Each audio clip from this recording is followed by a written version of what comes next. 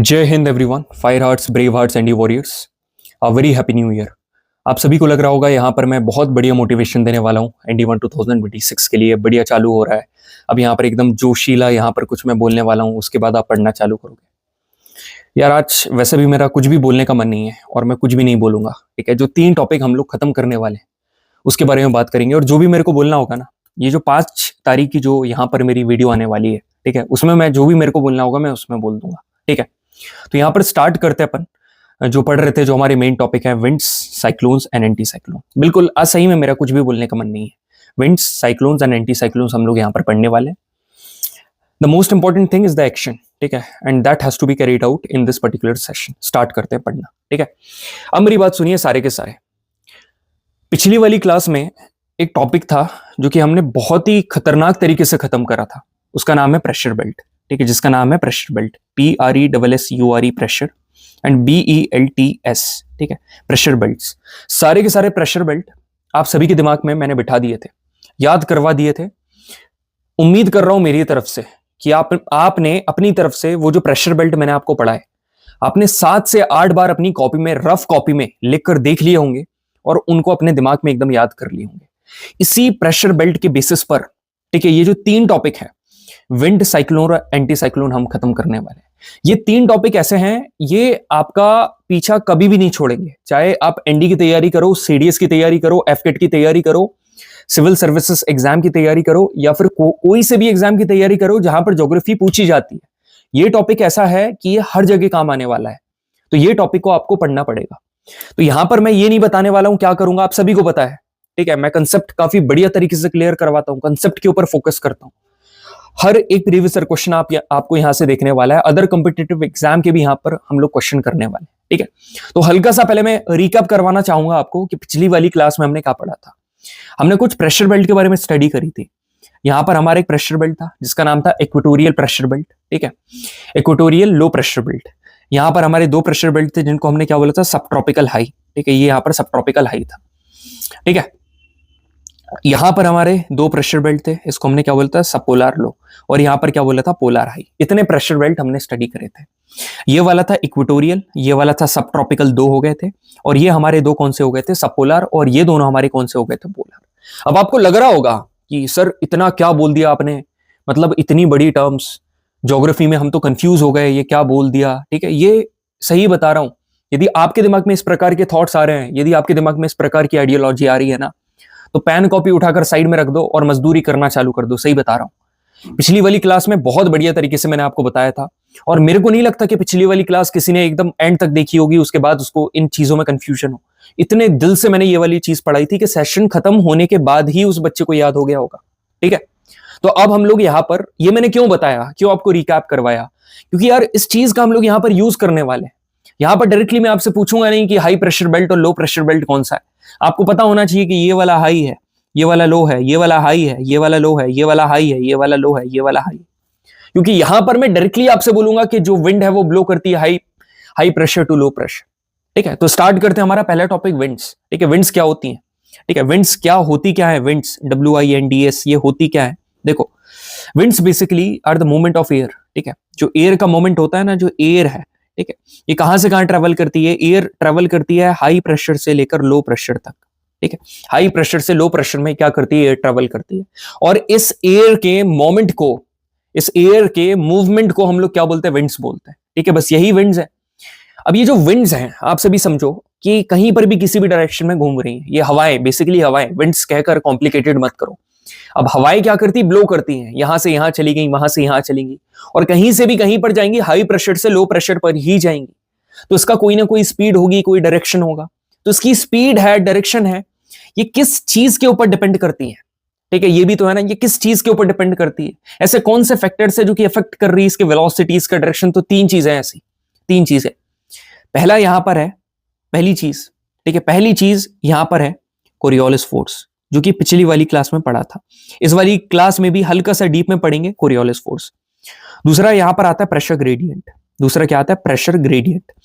ये भी पिछली वाली क्लास में हमने देख लिया था, मगर इस बार भी थोड़ा सा अच्छे से देखेंगे। तीसरी वाली चीज होता है फ्रिक्शनल फोर्स, ठीक है। यहां पर क्या होता है, फ्रिक्शनल फोर्स। सर क्या ये वही फ्रिक्शनल फोर्स है जो कि आपने force and laws of motion में पढ़ा है? बिल्कुल, यहीं पर भी फ्रिक्शन फोर्स, अब यदि अपन ने फिजिक्स में पढ़ा है और यही सेम चीज यहां पर पढ़ रहा है तो कोई उसका नाम और मीनिंग और उसके पीछे का कंसेप्ट अलग थोड़ी ना हो जाएगा।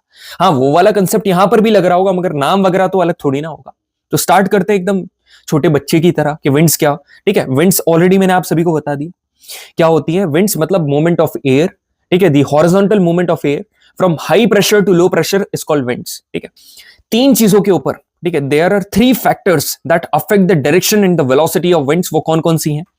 Pressure gradient force, frictional force and Coriolis force, ठीक है।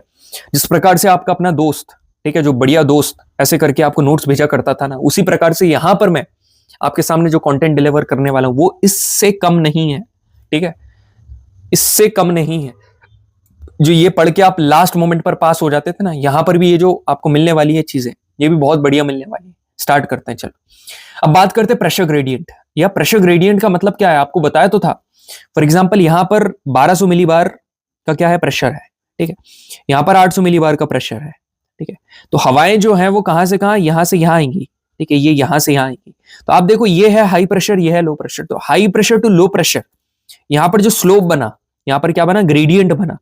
सो द ग्रेडियंट जो बना है ना प्रेशर के चेंज होने से, हाई के प्रेशर के चेंज होने से, सो the rate of change of pressure is called pressure gradient. इसको हम लोग क्या बोलते हैं, प्रेशर ग्रेडियंट। तो आप मेरी बात सुनो, जो डिफरेंस आ रहा है एटमॉस्फेरिक प्रेशर में, वो एक फोर्स प्रोड्यूस करता है, ठीक है। So the rate of change of pressure with respect to distance is called pressure gradient. अब आप सभी मेरी बात सोचना, जैसे एक आइसोबार ये है, ठीक है, दो आइसोबार ये है, ठीक है, ये वाले आप सभी को दिख रहे होंगे। दोबारा मैं यहां पर ड्रॉ कर रहा हूं, ठीक है। दो यहां पर कौन से, ये ब्लू वाले, ठीक है, और दो यहां पर देखो ये ग्रीन वाले, ठीक है। यहां पर दो आइसोबार क्या है, पास में है। यहां पर जो आइसोबार है ये पास में है, और यहां पर जो दो आइसोबार है, ठीक है, जो आपको दिख रहे हैं, ये कहां है, ये दूर है। यहां पर आइसोबार दूर है। तो जो आइसोबार पास में है, ठीक है, तो यहां पर जो प्रेशर ग्रेडियंट है भाई ये ज्यादा होगा, ठीक है। ये जो एंगल है ये बड़ा बनेगा। और जहां पर मतलब जहां पर आइसोबार कैसे दूर दूर है, यहां पर जो प्रेशर ग्रेडियंट है वो कम होगा, यहां पर जो एंगल है वो कम होगा, ठीक है। ऐसे करके ये याद कर लो, बेटर रहेगा। Pressure gradient always perpendicular to the isobar, ठीक है। जो प्रेशर ग्रेडियंट है हमेशा आइसोबार के परपेंडिकुलर होता है। ये चीज कुछ ऐसी है जो कि आप सभी को दिमाग में याद करनी और ज्यादा लोड लेने की जरूरत नहीं है। तो आप सभी को समझ में आ गया यार, जितना ज्यादा प्रेशर ग्रेडियंट होगा उतनी ही ज्यादा तेज इंटेंसिटी के साथ यहां पर हवाएं चलेंगी। दूसरी बात, फ्रिक्शनल फोर्स। अब भाई यहां पर आप एक बात बताओ, ये हवाएं बढ़िया ब्लो करते हुए जा रही हैं, एकदम आराम से बढ़िया तरीके से जा रही हैं, एक पर्टिकुलर डायरेक्शन में जा रही हैं। यहां पर क्या हुआ, एक पहाड़ आ गया, ठीक है, यहां पर एक पहाड़ आ गया। अब ये क्या लगाएगा, उसके ऊपर क्या करेगा, फ्रिक्शन लगाएगा, ठीक है, ऑपोजिट डायरेक्शन में, कि आप यहां मत, तो ये क्या करेगी, टर्न ले लेगी। तो बिल्कुल यार, जो फ्रिक्शन फोर्स है ये सरफेस पर काफी ज्यादा होता है। मतलब ऊपर जैसे जैसे अपन ट्रोपोस्फियर की हाइट पर बढ़ते हैं वहां पर तो माउंटेन्स वगैरह देखने को नहीं मिलेंगे, मगर ये सरफेस पर काफी ज्यादा होता है। और it influence up to the elevation of 1 से 3 किलोमीटर, ठीक है। तो दो चीजें पढ़ ली, प्रेशर ग्रेडियंट और फ्रिक्शनल फोर्स। तीसरी चीज जो इंपैक्ट करते हो कोरियोलिस फोर्स। अरे कोरियोलिस फोर्स ही तो जनरेट कर रहा है यार। कोरियोलिस फोर्स पिछली वाली क्लास में बढ़िया तरीके से बताया था कि एक ऐसा फोर्स जो कि अर्थ के रोटेशन की वजह से होता है, and this force is directly proportional to the angle of latitude, ठीक है, समझ में आ रहा है। और ये कोरियोलिस फोर्स मैक्सिमम होता है, पिछली वाली क्लास में भी बताया था, मैक्सिमम कहां पर होता है, पोल पर और इक्वेटर पर एकदम एब्सेंट होता है। मतलब एक ऐसा फोर्स जो कि क्या कर रहा है, रोटेट कर रहा है। अब यदि कोरियोलिस फोर्स कहीं पर भी है, मतलब हवा ऐसी आ रही है, ठीक है, हवा तो ऐसी आई, ठीक है, इसने क्या कर दिया, इसने ऐसा घुमा दिया, कोरियोलिस फोर्स ने ऐसा घुमा दिया। हवा ऐसी आ रही है, कोरियोलिस फोर्स ने ऐसा घुमा दिया, तो मतलब उसका डायरेक्शन के ऊपर ये कोरियोलिस फोर्स इंपैक्ट तो कर रहा है ना। So that's exactly I am trying to tell you. अब कैसे डिफ्लेक्ट करता है, कोरियोलिस फोर्स डिफ्लेक्ट करता है विंड को राइटवर्ड डायरेक्शन में, नॉर्दर्न हेमिस्फीयर। मतलब जो नॉर्दर्न हेमिस्फीयर है वहां पर कोरियोलिस फोर्स हवाओं को राइटवर्ड डायरेक्शन में डिफ्लेक्ट करता है, and in the leftward direction southern hemisphere. समझ में आ रहा है। Deflection is more when the velocity is high. जब वेलोसिटी ज्यादा होगी ना तब डिफ्लेक्शन बहुत ज्यादा होता है। मेरे देखो कैसा है, जैसे कोई पर्सन गाड़ी चला रहा है, मतलब 70 की स्पीड पर, ठीक है, और कम कर लो 50 किलोमीटर पर आवर की स्पीड पर गाड़ी चला रहा है, और दूसरा पर्सन वो है जो कि 120 किलोमीटर पर आवर की स्पीड पर गाड़ी चला रहा है। तो जिसकी वेलोसिटी ज्यादा है उसके गिरने डिफ्लेक्ट होने के चांस ज्यादा है ना। तो वही चीज यहां पर है, जब वेलोसिटी ज्यादा है तो डिफ्लेक्शन के चांसेस यहां पर बहुत ज्यादा है। समझ में आया सभी को। Coriolis force is perpendicular to pressure gradient force. ये भी यहां पर भी वही बात आ गई, जिसे वहां पर परपेंडिकुलर था आइसोबार और perpendicular to what, pressure gradient. यहां पर Coriolis force is perpendicular to pressure gradient. तो अब मेरी बात सुनना ध्यान से, जब प्रेशर ग्रेडियंट ज्यादा है, मतलब स्लोप ज्यादा बन रहा है, मतलब डिफरेंस ज्यादा हो रहा है, तो जब डिफरेंस ज्यादा है तो प्रेशर ग्रेडियंट ज्यादा है, प्रेशर ग्रेडियंट ज्यादा है तो विंड की वेलोसिटी ज्यादा होगी, और जब विंड की वेलोसिटी ही ज्यादा है मतलब डिफ्लेक्शन के चांसेस ज्यादा है, तो एंगल ऑफ डिफ्लेक्शन ज्यादा होगा। क्लियर है? बिल्कुल सर। क्वेश्चन यहां पर आ रखा है आईएएस प्रीलिम्स 2010 में कि what causes the wind to deflect towards left in the southern hemisphere. मतलब सदर्न हेमिस्फीयर समझ रहे हो, एक नदर्न हेमिस्फीयर एक सदर्न हेमिस्फीयर। तो नदर्न हेमिस्फीयर में कोरियोलिस फोर्स विंड को राइट वर्ड डिफ्लेक्ट करता है और सदर्न हेमिस्फीयर में लेफ्ट वर्ड। तो ऐसी कौन सी चीज है जो कि सदर्न हेमिस्फीयर में विंड को लेफ्ट वर्ड डिफ्लेक्ट करती है, ये यहां पर सवाल पूछ रहा है। तो इसका आंसर आप सभी को पता है, इसका आंसर क्या है? Coriolis force. But there is no as such option like Coriolis force. But the option number C is rotation of the earth. Rotation of the earth की ही वजह से तो Coriolis force होता है. That is why option number C is correct. यहां पर देखो, which one among the following is not a factor that affects the direction of the wind? समझ रहे हो, हवा की डायरेक्शन को ऐसा कौन सा फैक्टर है जो कि अफेक्ट नहीं करता है? तो सर प्रेशर ग्रेडियंट करता है, फ्रिक्शन करता है, कोरियोलिस इफेक्ट करता है, तीनों की तीनों चीजें करती हैं, मगर मैग्नेटिज्म नहीं करता है। Option number C is correct. Clear है? यहां पर और भी थोड़ा सा एक्सपैंड कर दो अपने नॉलेज को, तो मेरी बात सुनना ध्यान से, listen to me carefully everyone. भाई आपने लैटिट्यूड्स बढ़ाया, ठीक है, आपने क्या करा? लैटिट्यूड्स बढ़ाए।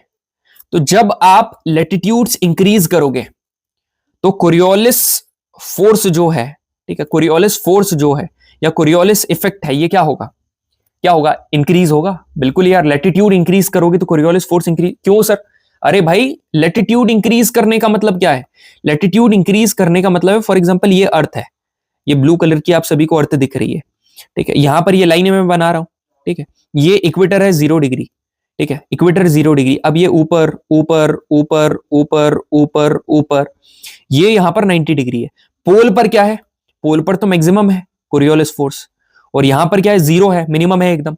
तो आप एक बात बताओ, लैटिट्यूड बढ़ रहा है 0 degree, 1 degree, 2 degree, 3 degree, 4 degree, 5 degree, तो यहां पर कोरियोलिस फोर्स बढ़ रहा है। तो यही मैं कहना चाह रहा हूं, बट यहां पर ना जो रोटेशनल वेलोसिटी है, जो रोटेशनल वेलोसिटी है, ये क्या होती है? रिड्यूस होती है। तो समझ में आया? Coriolis effect is 0 at the equator, बिल्कुल sir. Coriolis effect is more towards the pole, बिल्कुल, पोल के पास कोरियोलिस इफेक्ट बहुत ज्यादा है। Coriolis effect are related to decreasing rotational velocity with increasing latitude, बिल्कुल। कोरियोलिस फोर्स का एक मतलब ये भी होता है कि लैटिट्यूड के बढ़ने से रोटेशनल वेलोसिटी कम होना, तो ये सही है। और इसमें क्या लेता है? इंक्रीज लिखा है, तो ये वाला ऑप्शन गलत है, मतलब ऑप्शन नंबर इज करेक्ट। समझ में आया सभी को? ठीक है, तो ये चीज मैंने आपको एकदम इन डेप्थ जाकर काफी बढ़िया तरीके से बता दी। जोश कम नहीं होना चाहिए, मैं सही बता रहा हूं आपको, ठीक है। आज 1 तारीख है, आज 1 तारीख है, ठीक है, 1 तारीख को सेशन है, 3 तारीख को सेशन है, फिर 5 तारीख को मैं एक वीडियो बनाकर आऊंगा, देखता हूं तुम्हारा कितना कंसिस्टेंसी जोश है। अभी तो आपने अलग अलग चैनल से मोटिवेशनल वीडियो देख ली होगी, अलग अलग रेजोल्यूशन ले लिए होंगे, अलग अलग आपने कमबैक की कहानी रच ली होगी कि अब मैं ऐसा करने वाला हूं, वैसा करने वाला हूं। मैंने यहां पर कुछ भी नहीं बोला हूं, ठीक है, क्योंकि आपको पता है कि क्या करना है क्या नहीं करना है, ठीक है।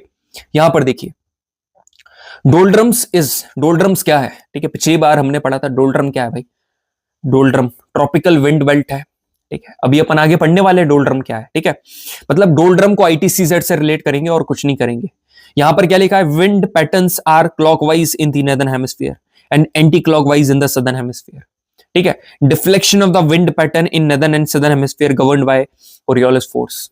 देखो यार, नॉर्दर्न हेमिस्फीयर बता रहा हूं, जैसे नॉर्दर्न हेमिस्फीयर है, ठीक है, ये विंड आई, ठीक है, ये विंड आई, ठीक है, नॉर्दर्न हेमिस्फीयर में, ठीक है, ये नॉर्दर्न हेमिस्फीयर है, ठीक है। सुनना, और मैं छोटा करके बता रहा हूं, मेरी बात ध्यान से सुनना, ठीक है, ध्यान से सुनना। एक स्लाइड एक्स्ट्रा लेता हूं और आपको एकदम बढ़िया तरीके से समझाता हूं, ठीक है, ध्यान से सुनना मेरी बात, ठीक है। सुनो, नॉर्दर्न हेमिस्फीयर ऊपर है, ठीक है, ये यहां पर नॉर्दर्न हेमिस्फीयर है, ठीक है, यहां पर नॉर्दर्न है और नीचे सदर्न हेमिस्फीयर है, ठीक है। तो नॉर्दर्न हेमिस्फीयर में ये आई विंड, ये आई, ये आई, ये आई, ये आई। सदर्न हेमिस्फीयर में विंड आई, ये आई, ये आई, ये आई, ये आई। अब मेरी बात सुनना ध्यान से, ठीक है। नॉर्दर्न हेमिस्फीयर में wind right hand side deflect करती है, तो इसका राइट हैंड यहां हुआ, ये यहां हुआ, ये यहां हुआ, ये यहां हुआ, तो ये ऐसे मूव कर रहा है। ये कैसे कर रहा है? Anti clockwise. ये एंटी क्लॉकवाइज है ना, ये एंटी क्लॉकवाइज हो गया। अब सदर्न हेमिस्फीयर में कैसा करेगा? लेफ्ट हैंड साइड, मतलब लेफ्ट, ये यहां हो गया, ठीक है, ये यहां हो गया, ये यहां हो गया और ये यहां हो गया, तो ये ऐसा हो गया, मतलब यहां पर क्लॉकवाइज हो गया, समझ में आ रहा है? सदर्न हेमिस्फीयर में क्लॉकवाइज हो गया। तो अब ये चीज बाद में बताने की थी, मगर मैंने अभी बता दी। कोरियोलिस फोर्स की वजह से ये चेंज हो रहा है डायरेक्शन। विंड तो आती है ऐसे सीधे चली जाती, मगर कोरियोलिस फोर्स है इसलिए यहां पर रोटेशन हो रहा है। तो समझो मेरी बात। तो wind patterns are clockwise in the northern hemisphere. क्या नदर्न हेमिस्फीयर में क्लॉकवाइज है क्या? आप खुद कॉमन सेंस से लगाओ, एंटी क्लॉकवाइज है भाई, ठीक है। And anti clockwise in the southern hemisphere, ये गलत है। यहां पर क्या लिखा है? Direction of wind pattern northern are governed by Coriolis effect, बिल्कुल। तो आर इज ट्रू, ठीक है, एंड A is false, option number D is correct. Clear है? बिल्कुल सर क्लियर है। आगे बढ़े, बिल्कुल। तो अभी जो सबसे जरूरी विटामिन है that is vitamin N D है, ठीक है। तो इस विटामिन की रिक्वायरमेंट को फिलफिल करने के लिए कुछ खाने पीने की जरूरत नहीं है, पढ़ाई करने की जरूरत है, ठीक है। समझ में आ रहा है सभी को? बिल्कुल। तो आप पढ़ने वाले टाइप्स ऑफ विंड्स, ठीक है। तो 3 प्रकार की यहां पर विंड होती है, लिसन टू केयरफुली, ठीक है। एक होती प्राइमरी विंड, ठीक है, एक होती प्राइमरी विंड जो कि बहुत जरूरी विंड है, ठीक है। दूसरी होती है सेकेंडरी विंड, ठीक है, यह है सेकेंडरी विंड। और तीसरी होती है टर्सरी विंड, ठीक है। तीसरी कौन सी होती है? Tertiary wind. Primary wind, secondary wind, tertiary wind, ठीक है। प्राइमरी में भी 3 प्रकार होते हैं, ट्रेड विंड, ठीक है, ईस्टर्लीज और पोलर ईस्टर्लीज, ठीक है, और वेस्टर्लीज, ठीक है। बेसिकली ट्रेड विंड, वेस्टर्लीज और पोलर ईस्टर्लीज, ठीक है। अब अपन इन्हीं को पढ़ने वाले हैं, एक बर्डन मत लेना, काफी बढ़िया तरीके से पढ़ेंगे। तो यहां पर मेरी बात ध्यान से सुनना। प्राइमरी, सेकेंडरी और टर्सरी, जो प्राइमरी विंड्स है ना, ये परमानेंट है भाई, मतलब they are planetary wind. Planetary wind इसलिए कहा जा रहा है क्योंकि throughout the planet they are same, ठीक है। ये चेंज नहीं होने वाली, ये वेरिएबल नहीं है, मतलब they are invariable, they are same, permanent. और जो सेकेंडरी विंड्स हैं they are seasonal, they are periodic. समझ में आ रहा है? प्राइमरी विंड्स 3 प्रकार की होती हैं, trade winds, westerlies, polar easterlies. ये 3 प्रकार की हुई, trade wind, westerlies, polar easterlies. But on the other end when we are talking about secondary winds, ठीक है, ये कैसी होती है? ये मॉनसून और साइक्लोन विंड्स यहां पर आती है, ठीक है। ये सीजनल है, ठीक है। कभी भी आपको मानसून देखने को मिलेगा, वो सीजन वाइज देखने को मिलेगा। जब टर्सरी विंड्स की बात करेंगे, यहां पर लोकल विंड्स के बारे में पढ़ेंगे, ड्यूरनल विंड्स के बारे में पढ़ेंगे। तो देखो, सारी की सारी विंड्स आपकी एकदम टिप के ऊपर रखने वाला हूं मैं, ठीक है। बिल्कुल भी डिमोटिवेट होने की जरूरत नहीं है, सारी विंड्स की क्लैरिटी आपको यहां पर मिलने वाली है। स्टार्ट करें? बिल्कुल सर, स्टार्ट करते हैं। ट्रेड विंड्स से अपन शुरू करते हैं। पहले अपन क्या पढ़ने वाले हैं? अपन पढ़ने वाले प्लैनेटरी विंड। तो प्लैनेटरी विंड काफी बढ़िया तरीके से समझो आप, ठीक है। प्लैनेटरी विंड क्या होती है? अपन ने ये पूरी की पूरी अर्थ बनाई थी, ठीक है। ये पूरी की पूरी ऐसे करके हमने अर्थ बनाई थी, ठीक है। ये पूरी अर्थ बनाई थी, ठीक है सर। ये पूरी अर्थ हमने डिजाइन करी। अब मेरी बात ध्यान से सुनना। अर्थ जब हमने बनाई थी, यहां पर एक प्रेशर बेल्ट था, ठीक है, ठीक है, जिसको हम लोग क्या बोल रहे थे? इक्वेटोरियल प्रेशर, ठीक है। ये कौन सा था? इक्वेटोरियल लो, ठीक है, इक्वेटोरियल लो प्रेशर बेल्ट, क्योंकि पार्टिकल्स ऊपर जा रहे थे। फिर 2 यहां पर आ रहे थे, एक ये सब ट्रॉपिकल हाई और ये है सब ट्रॉपिकल हाई, ठीक है। अब यहां पर 2 आ रहे थे, ठीक है, सब पोलर, और यहां पर भी क्या हो रहा है? सब पोलर, ठीक है। और एक ऊपर आ रहा था पोलर और एक आ रहा है पोलर। समझ में आया सभी को? अब मैं दोबारा यहां पर लिख रहा हूं, ये कौन सा है? ये है हमारा, ध्यान से सुनना, ये है इक्वेटोरियल, ठीक है, इक्वेटोरियल लो, ठीक है। ये क्या है? सब ट्रॉपिकल हाई, दिस इज सब ट्रॉपिकल हाई, ठीक है, दिस इज सब ट्रॉपिकल हाई। ये क्या है? सब पोलर लो, दिस इज सब पोलर लो। और ये क्या है? दिस इज पोलर हाई, ठीक है, दिस इज पोलर हाई। समझ में आया सभी को? ये आया? तो अब मैं इसको हर जगह लिख देता हूं, 1 मिनट रुकना जरा।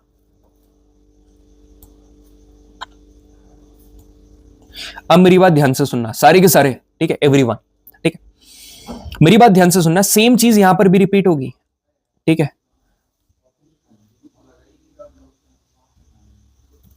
सुनो,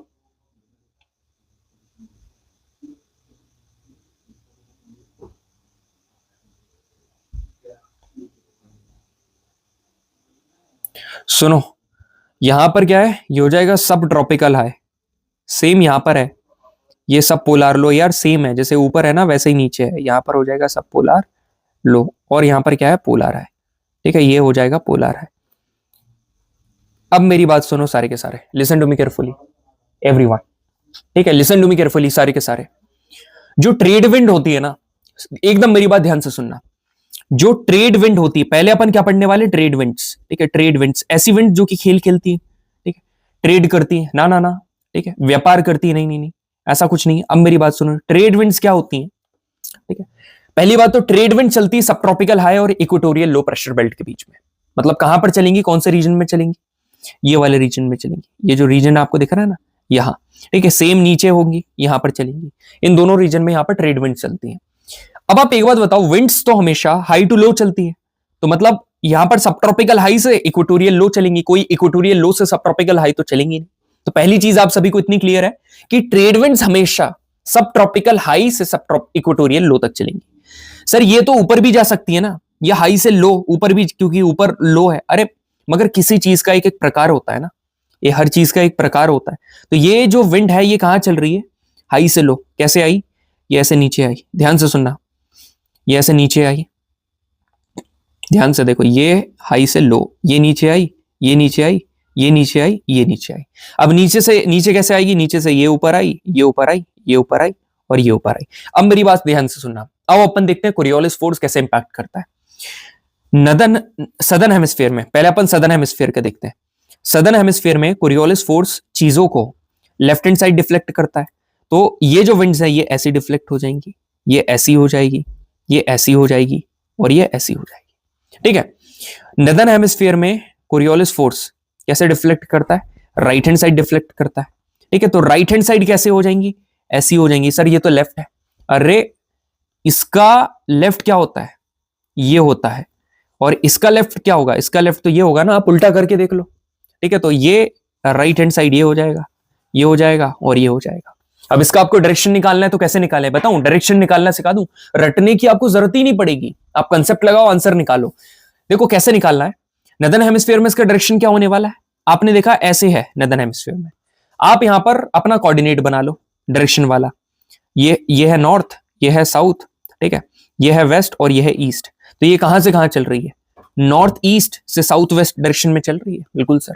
तो आप इसको क्या बोल दो, ऊपर north east to south west में चल रही है, that's it, this is the direction. Clear है, बिल्कुल सर। सदर्न हेमिस्फीयर में इसका डायरेक्शन निकालना है तो कैसे निकालोगे, सदर्न हेमिस्फीयर में ऐसे निकालो कि चल कैसे रही है भाई, ये सदर्न हेमिस्फीयर में ये ऐसे चल रही है सदर्न हेमिस्फीयर में। इसका डायरेक्शन निकालने के लिए आप कोऑर्डिनेट बनाओ, ये नॉर्थ, ये साउथ, ये वेस्ट और ये ईस्ट। सदर्न हेमिस्फीयर में कैसे चल रही है, साउथ ईस्ट से कैसे चल रही है, नॉर्थ वेस्ट, ऐसे ही चल रही है। तो लिख दो और क्या, south east to north west, that's it. Clear है सभी को, बिल्कुल सर क्लियर है। अब यहां पर देखो, ये पूरा ट्रेड विंड आपको क्लियर करवा दिया। अब जो चीज मैं आपको यहां पर बता रहा हूं ये अपनी कॉपी में नोट डाउन करके लिख लेना कि they blow from subtropical high to equatorial low pressure belt, ठीक है। जो ट्रेड विंड्स होती है ना, trade winds subtropical high से इक्वेटोरियल लो प्रेशर बेल्ट में क्या करती है, ब्लो करती है, ठीक है। इनको नॉर्थ ईस्ट ट्रेड विंड कहा जाता है नदर्न हेमिस्फीयर। अब सर ये कैसे याद करें, देखो मैं आप सभी को एक बात बता रहा हूं, ज्योग्राफी में कोई भी चीज याद मत करना, ठीक है, जो भी अपन ज्योग्राफी कर रहे हैं ना, मगर एक चीज जरूर याद कर लेना जो कि होता है ऑरिजिन, ठीक है। कोई चीज कहां से निकल रही, क्योंकि जो ऑरिजिन है ना यार वही उसका नामकरण कर दे रहा है, उसी से उसकी नेमिंग कर दे रहा है, ठीक है। कैसे, मैं आप सभी को एग्जांपल देकर बताता हूं। देखो नदर्न हेमिस्फीयर में इसका डायरेक्शन क्या था, ये मैंने इसका डायरेक्शन यहां पर निकाल कर बताया था, north east to south west. अरे तो नदर्न हेमिस्फीयर में इसको कहा जाता है north east trade wind. Southern hemisphere में क्या था, south east to north west. तो सदर्न हेमिस्फीयर में नॉर्थ साउथ ईस्ट कहा जाता है, मतलब जहां ओरिजिन डायरेक्शन है वही इसका नाम है। तो समझ में, ओरिजिन डायरेक्शन याद कर लो, बात खत्म। क्लियर है सभी को, बिल्कुल सर क्लियर है, ठीक है। अब डायरेक्शन कैसे निकाला है, ये यहां पर ऐसे निकाला है और ये यहां पर ऐसे, ऑलरेडी मैंने बता दिया था आपको। अब बारी गाय की आती है, अब बारी आती है वेस्टर्लीज की, ठीक है। तो अब मेरी बात सुनना है ध्यान से, listen to me carefully everyone. Trade wind तो हो गया, ठीक है, we are done with trade winds, ठीक है। ट्रेड विंड्स तो एक ऐसा टॉपिक है जो कि हमने कवर कर लिया। अब हम पढ़ने वाले हैं कौन सी, दूसरी प्रकार की विंड्स, जिसका नाम है वेस्टर्लीज, ठीक है, जिसका नाम है वेस्टर्लीज, ठीक है, जिसका नाम है वेस्टर्लीज विंड्स। अब यहां पर अपन वो वाली विंड्स ठोकने वाले हैं। यदि भाई ट्रेड विंड समझ में आ गया ना, 19-20 भी समझ में आ गया, तो आपको वेस्टर्लीज समझ में आने वाली है एकदम बढ़िया तरीके से। कैसे, मैं आपको बता रहा हूं, सुनो। जो ट्रेड विंड थी वो कहां पर चल रही थी, ट्रेड विंड चल रही थी यहां पर ट्रेड विंड चल रही थी ना, ट्रेड विंड ना यहां पर। अब सुनो, जो वेस्टर्लीज है वो कहां पर चलेगी, वो चलेगी सब पोलार और ट्रॉपिकल के बीच में, यहां पर, यहां पर समझे आप, यहां पर चलेगी। कैसे चलेगी, देखो हमेशा वेस्टर्लीज चलती है सब ट्रॉपिकल और सब पोलार के बीच में, मगर कहां से कहां चलेगी, हाई टू लो। तो हाई कौन सा है, हाई ये वाला है, लो कौन सा है, लो ये वाला है। समझ में आया सभी को? तो हाई ये वाला है, लो ये वाला है, तो आप क्या बोलोगे, यहां से यहां जाएगी, मतलब सब ट्रॉपिकल हाई से सब पोलार लो। इतना तो क्लियर है सर, इतना क्लियर है। तो पहली बात तो वैसे एरो बना दो, जहां जहां वो जाएगी बना दो। एक एरो ये, एक एरो ये, एक एरो ये, एक एरो ये। यहां पर ये हाई होगा, ये एक एरो ये, एक एरो ये, यहां और यहां। अब सुनो, नदर्न हेमिस्फीयर में, नदर्न हेमिस्फीयर में, listen to me carefully everyone, northern hemisphere में कोरियोलिस फोर्स की वजह से, मैं यहां पर साइड में लिख रहा हूं, ठीक है, सारे ध्यान से सुनना मेरी बात। नदर्न हेमिस्फीयर में NORTHERN, नदर्न हेमिस्फीयर में, ठीक है, कोरियोलिस फोर्स की वजह से, ठीक है, जो विंड्स हैं वो कौन सी तरफ डिफ्लेक्ट होती है, राइट हैंड साइड। तो आप सभी को राइट हैंड साइड डिफ्लेक्ट कर दो। राइट हैंड साइड मतलब कि यहां पर ये राइट हैंड साइड डिफ्लेक्ट हो गई, ये डिफ्लेक्ट। और सदर्न हेमिस्फीयर में, ठीक है, सेम, जो यदि अपन सदर्न हेमिस्फीयर की बात करेंगे ना, तो सदर्न हेमिस्फीयर में लेफ्ट हैंड साइड, ठीक है, LHS। तो यहां पर लेफ्ट, इसका लेफ्ट क्या हो जाएगा भाई, इसका लेफ्ट ये हो जाएगा, क्यों, क्योंकि उल्टा है ना, इन्वर्टेड के लिए इन्वर्टेड देखना पड़ेगा। आप अपना मोबाइल ऐसा करके देख लो, आपको लेफ्ट नजर आ जाएगा। तो ये वेस्टर्लीज हो गया। समझ में आया आपको? समझ। अब डायरेक्शन कैसे निकालेंगे भाई, तेरे को डायरेक्शन निकालना है तो एकदम आसान बात है, ठीक है, just a piece of cake. How, कैसे पीस ऑफ केक है बताऊं? नदर्न हेमिस्फीयर में कैसी जा रही है, ऐसी जा रही है, बना दे 4 कोऑर्डिनेट, ये बना दिए तूने 4 कोऑर्डिनेट, ये नॉर्थ है, ये साउथ है, ये ईस्ट है और ये वेस्ट है, ठीक है। कैसे कैसे चल रही है ये चल रही है south west to north east, ठीक है, south west to north east. अब सुनना मेरी बात, इसका ओरिजिन आ रहा है साउथ वेस्ट, तो इसको अपन ऊपर साउथ वेस्ट बोलेंगे, ठीक। अब यदि तू नीचे की बात करेगा तो नीचे कैसे आ रही है, नीचे ऐसे आ रही है, ठीक है। अब देखो इसका डायरेक्शन क्या है, ये नॉर्थ साउथ वेस्ट ईस्ट। तो यहां पर क्या देखने को मिल रहा है डायरेक्शन, ये देखने को क्या मिल रहा है, यहां पर मिल रहा है north west to south east. तो यहां पर क्या आ रही है, नॉर्थ वेस्ट। सभी को समझ में आया? ये हमने वेस्टलीज पढ़ ली, मगर एक बात सुनना, जो वेस्टलीज यहां पर आती है ना, जो नीचे वाली वेस्टलीज है, ठीक है, ये वाली, भाई ये वेस्टलीज ना एकदम हॉन्टेड है, मतलब एकदम खतरनाक है, बहुत खतरनाक है, ठीक है, बहुत ज्यादा खतरनाक है, ठीक है। तो ये जो भी कहानी मैंने आप सभी को बता दी, they blow from subtropical high to subpolar low, ठीक है। नदर्न हेमिस्फीयर में लैंड पोर्शन ज्यादा है, ओशन पोर्शन कम है, तो वेस्टर्लीज लेस इफेक्टिव है नदर्न हेमिस्फीयर में, ठीक है, कम इफेक्टिव है, मगर they are more vigorous in southern hemisphere में। सदर्न हेमिस्फीयर में खतरनाक है और इनको एकदम खतरनाक नाम से जाना जाता है, जैसे roaring 40s, furious 50s, shaking 60s, ऐसा खतरनाक। मतलब जैसे ही ऐसे नाम आएंगे ना तो याद कर लेना कि भाई सदर्न हेमिस्फीयर की बात चल रही है, मतलब कि वेस्टर्लीज दोनों जगह है, लिसन टू मी केयरफुली। मगर सदर्न हेमिस्फीयर में जो खतरनाक वाली वेस्टर्लीज है उसको किस नाम से जाना जाता है, roaring 40s, furious 50s, shaking 60s, ठीक है। ये मतलब जैसे वेस्ट कोस्ट के कॉन्टिनेंट है, वहां पर बहुत हैवी रेन्स क्रिएट करती है, फॉर एग्जांपल जैसे लंदन, वहां पर यही करवाती है भाई, बहुत ज्यादा बारिश करवाती है। अब एक बात मैं आपको बता रहा हूं, सुनना मेरी बात ध्यान से। सवाल आपसे कैसे पूछेगा, ठीक है, पहले तो सवाल आपसे ऐसे पूछेगा कि वेस्टर्लीज विंड किन 2 प्रेशर बेल्ट के बीच में चलती है, तो आप सीधे बोल देना सब पोलार और सब ट्रॉपिकल के बीच में। अब कहां से कहां चलती है, आप क्या बोलोगे, सब ट्रॉपिकल हाई से सब पोलार लो के बीच में चलती है। किन 2 मतलब नंबर ऑफ लैटिट्यूड के बीच में चलती है, तो आप सभी को बताया सब ट्रॉपिकल हाई कहां से है, ये तो 5 डिग्री नॉर्थ से लेकर 5 डिग्री साउथ तक है, ठीक है, ये यहां पर 30 से 35, ठीक है, और ये यहां पर 60 से 65। तो आप क्या बोलोगे, 30 से 60 के बीच में चलती है, और क्या नॉर्थ में, और 30 से 60 के बीच में साउथ में चलती है, ऐसे करके बोलोगे। ये 2 प्रकार के क्वेश्चन आएंगे, और क्या, और ये विगरस के ऊपर क्वेश्चन आ जाएगा, ठीक है। क्वेश्चन करेगा एक बढ़िया, ठीक है, एकदम धमाकेदार सवाल करते हैं, मेरी बात ध्यान से सुनना, ये वाला question. Consider the following statements about the roaring 40s, ठीक है, रोरिंग 40s है, रोरिंग 40s अभी हमने पढ़ा, रोरिंग 40s यहां पर पढ़ा कि भाई रोरिंग 40s वेस्टर्लीज को कहा जाता है जब सदर्न हेमिस्फीयर में जब वो ब्लो करती है, तो they blow uninterrupted in the northern and southern hemisphere, ठीक है। तो भाई अभी अपन ने पढ़ा यार, वेस्टर्लीज तो नदर्न हेमिस्फीयर में भी होती है और सदर्न हेमिस्फीयर में भी होती है, गलत गलत गलत गलत। माना कि roaring 40s is also known as westerlies, ठीक है, मगर रोरिंग 40s सिर्फ उन्हीं वेस्टर्लीज को बोलते हैं जो कि सिर्फ सदर्न हेमिस्फीयर में चलती है, नदर्न हेमिस्फीयर में नहीं चलती है, खतरनाक है सदर्न हेमिस्फीयर वाली, इसलिए उसको रोरिंग बोल रहे हैं। तो पहली वाली स्टेटमेंट गलत है, क्लियर है बिल्कुल। They blow with great strength and constancy, एकदम सही बात है, बहुत ताकतवर तरीके से ब्लो करती है। Their direction is generally from north west to east and southern hemisphere. अब रट्टूबाज क्या करेंगे, यहां पर रट कर जाएंगे। आप ये सवाल को कैसे अप्रोच करोगे बताऊं मैं आपको, आप तुरंत क्या करोगे, गोला बनाओगे, आपने बनाया गोला, ठीक है, आपने ये बनाया एक, ठीक है, एक प्रेशर बेल्ट, ये इक्वेटोरियल वाला हो गया, ठीक है, ठीक है, ये दो इधर वाले हो गए, ठीक है, ये दो इधर वाले हो गए, और ऊपर के एक ये हो गया और एक ये हो गया। आपको पता है भाई कि मेरी जो विंड्स हैं वो यहां पर आती हैं, वेस्टर्लीज, और ये, ठीक है, ये यहां पर ब्लो करेंगी, ठीक है। अब आप कैसे लिखोगे, ये हाई है, ये लो है, ये हाई है, ये लो है, ये हाई है, ये लो है, और ये हाई है। अपन काय का निकाल रहे हैं, हम निकाल रहे हैं वेस्टर्लीज का, मगर वेस्टर्लीज कौन सी, रोरिंग फोर्टीज ना, तो उसमें अपन सिर्फ साउथ का कंसिडर करेंगे, सदर्न हेमिस्फीयर का, तो वो हाई टू लो जाएगी। तो आप देखो यदि विंड्स आपकी ऐसी चल रही है, ऐसे ऐसे ऐसे, तो इसको डिफ्लेक्ट करना है कौन से डायरेक्शन में, we have to deflect it in the leftward side, and what is going to be the leftward side, it is going to be this, ये होने वाला है, तो ये उसका डायरेक्शन होने वाला है, तो भाई ये उसका डायरेक्शन है, ठीक है। तो अब डायरेक्शन निकाल लो आप, ये क्या गया, नॉर्थ, यहां पर है साउथ, यहां पर है वेस्ट, और यहां पर है ईस्ट, तो भाई इसका डायरेक्शन क्या है, north west to south east, क्या आ गया, north west to south east, ये आ गया। क्या आपने रटा, बिल्कुल भी नहीं रटा, एकदम डायरेक्टली आपको यहां पर आंसर पता चल गया। तो अब यहां पर ऑप्शन पढ़ना जरा, there direction is generally from north west to east, तो यहां पर क्या लिखा, नॉर्थ वेस्ट टू ईस्ट, हाँ साउथ नहीं लिखा, कोई बात नहीं, तो बिल्कुल सही लिखा है यार, ऑप्शन नंबर, ये स्टेटमेंट नंबर 3 भी सही है। Overcast skies, rain and raw weather are generally associated with them, बिल्कुल यार इनसे यूजुअली एसोसिएटेड होता है।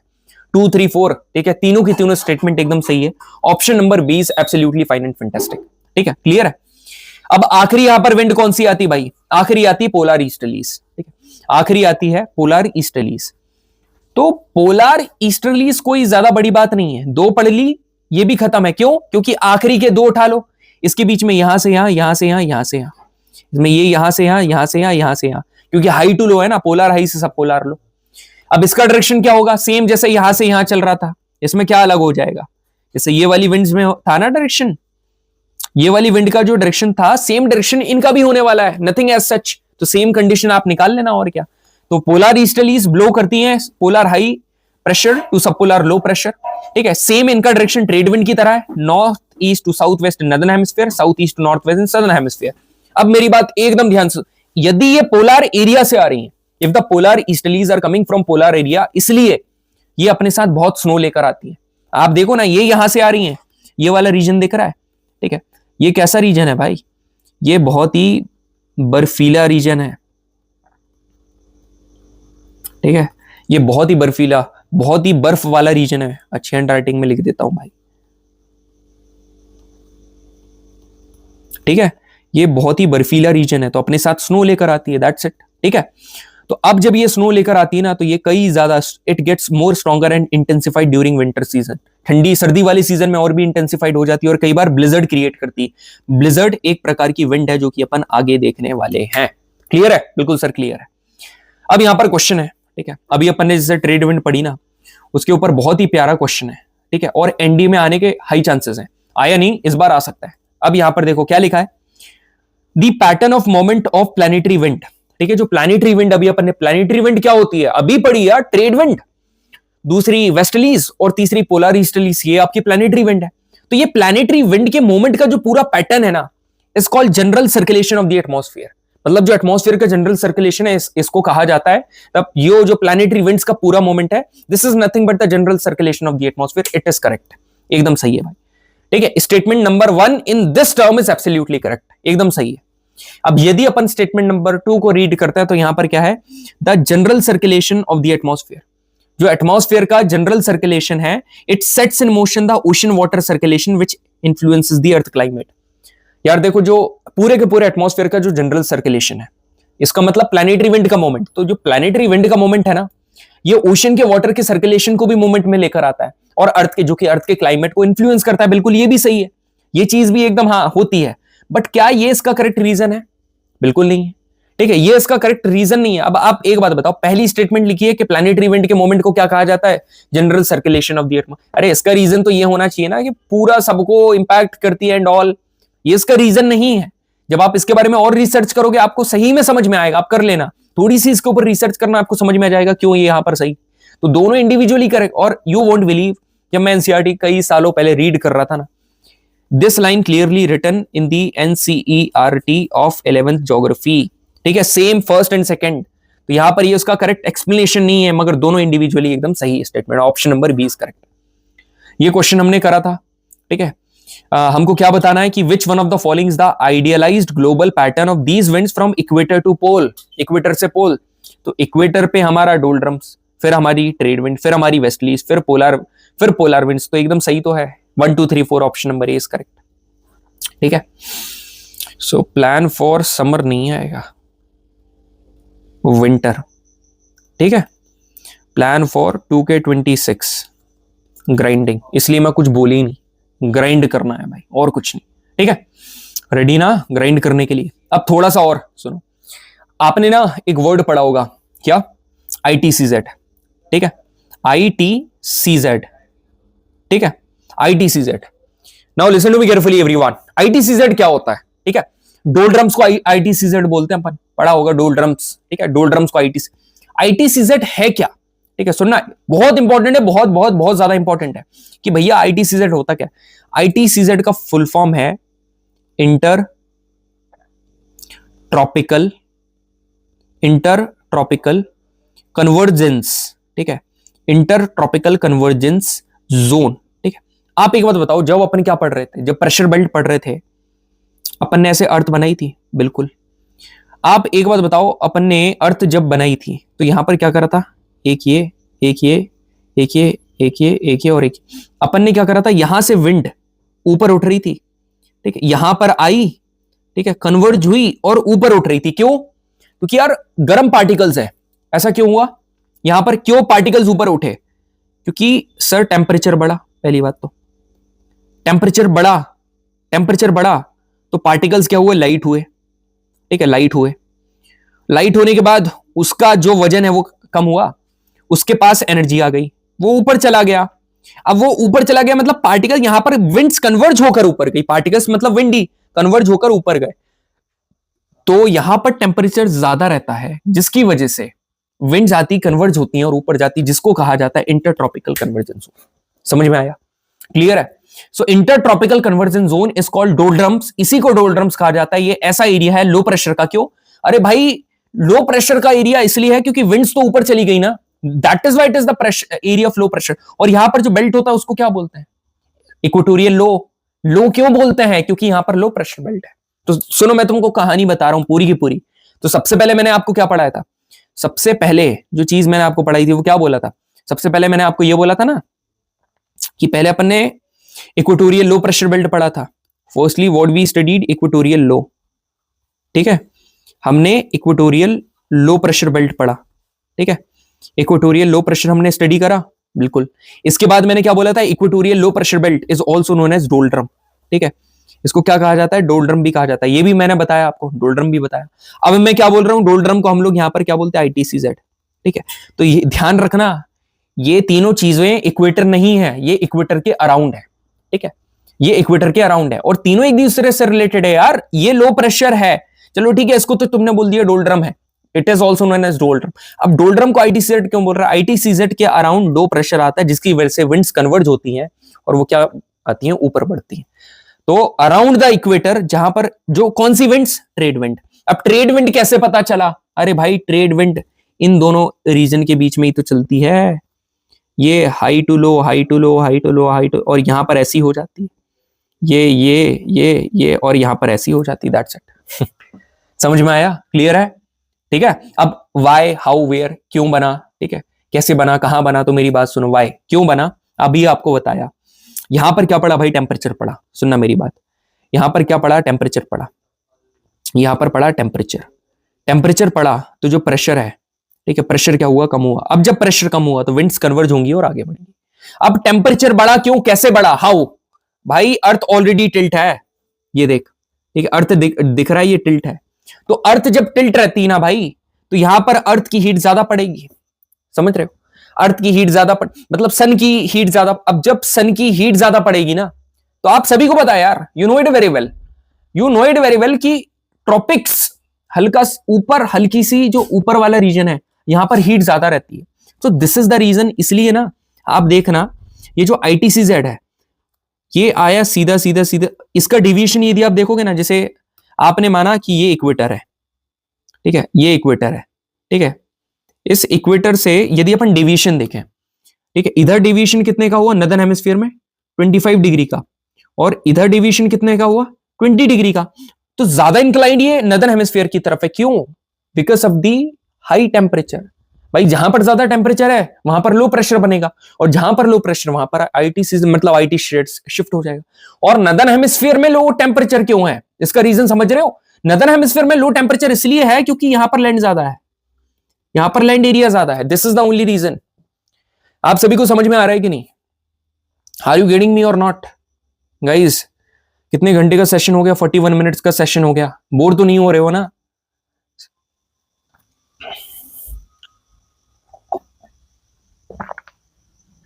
चलिए आगे बढ़ते हैं। ठीक है, तो आपने आईटीसीजेड भी पढ़ लिया। अब मॉनसून विंड्स की बात करें। बिल्कुल सर, मॉनसून विंड्स के बारे में बात करते हैं। ठीक है, देखो बेसिकली मॉनसून विंड्स क्या होती हैं। ये इंडिया है, ठीक है, ऐसा मानकर चलो ये इंडिया। ठीक है, रफ डायग्राम है। गर्मी में यहां पर क्या हो, गर्मी पड़ी तो यहां पर क्या बढ़ा, टेम्परेचर बढ़ा। ठीक है, टेम्परेचर बढ़ा। अब जब टेम्परेचर बढ़ा तो प्रेशर कम हुआ।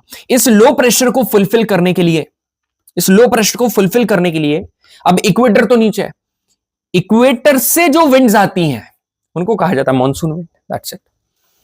तो गर्मी बढ़ी, टेम्परेचर बढ़ा, लो प्रेशर हुआ। ठीक है, तो इस लो प्रेशर को फुलफिल करने के लिए जो विंड्स आती है इक्वेटर से, इसको क्या बोलते हैं, मॉनसून विंड्स।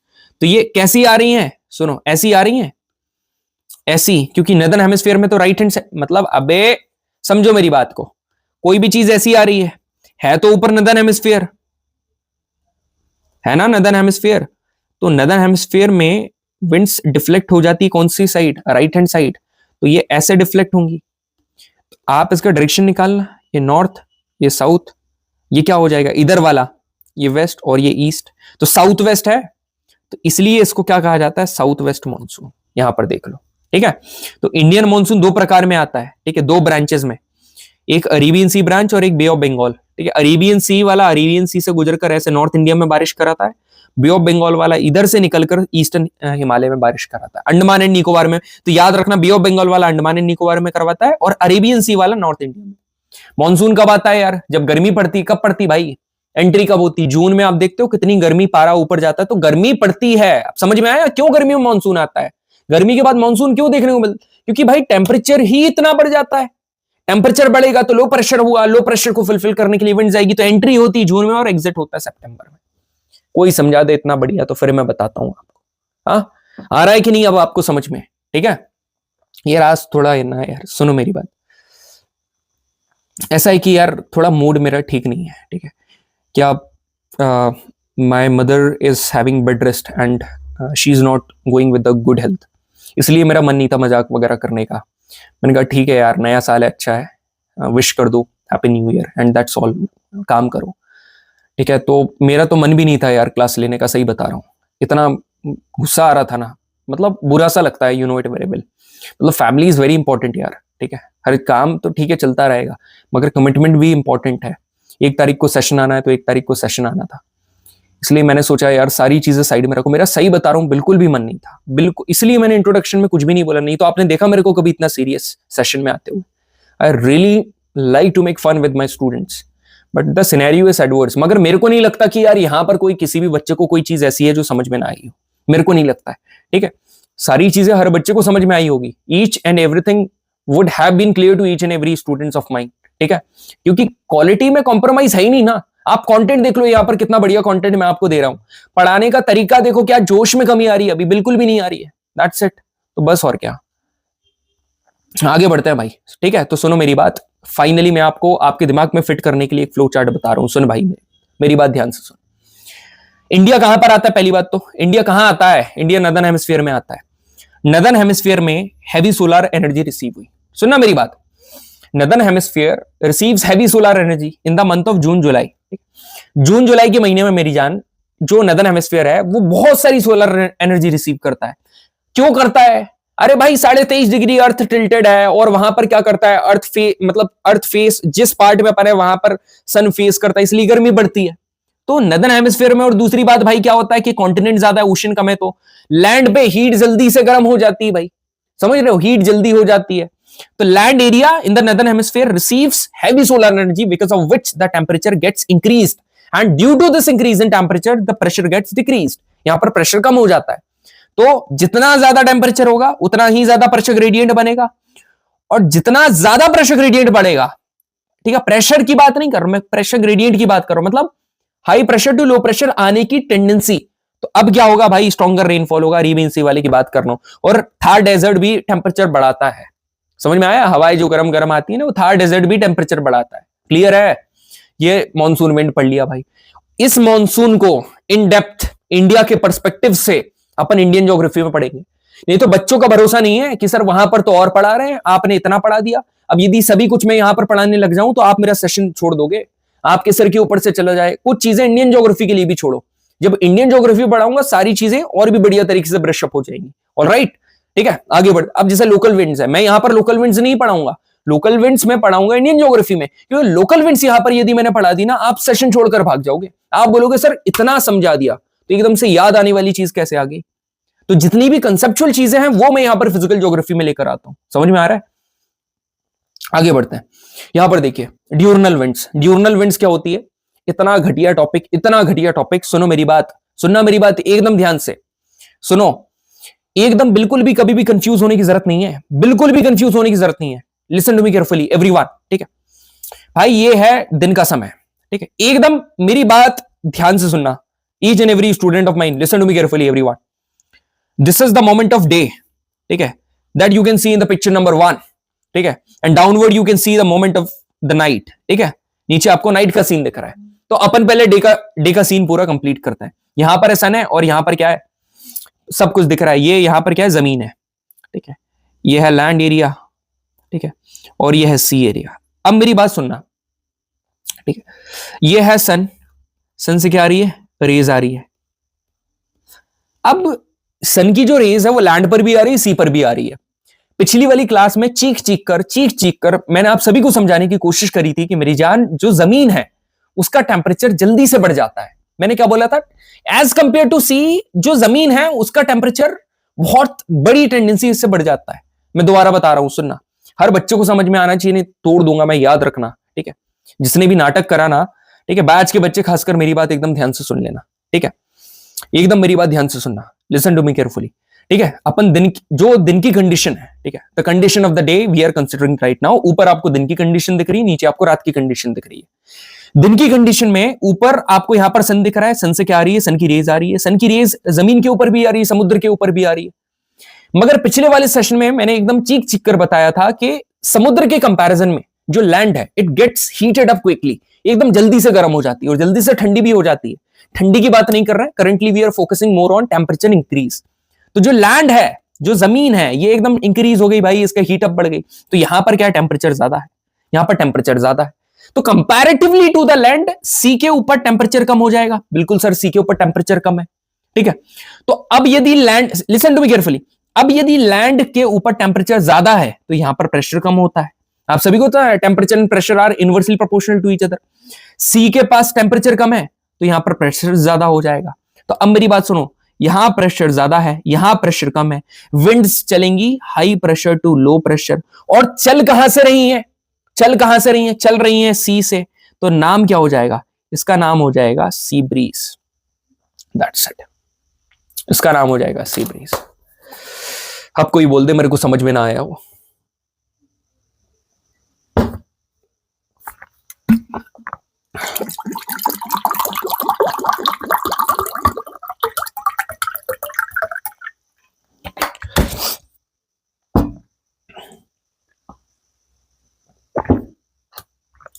अब सुनो मेरी बात, ठीक है, सारे बंदे भाई एकदम मेरी बात को ध्यान से सुनना, ठीक है।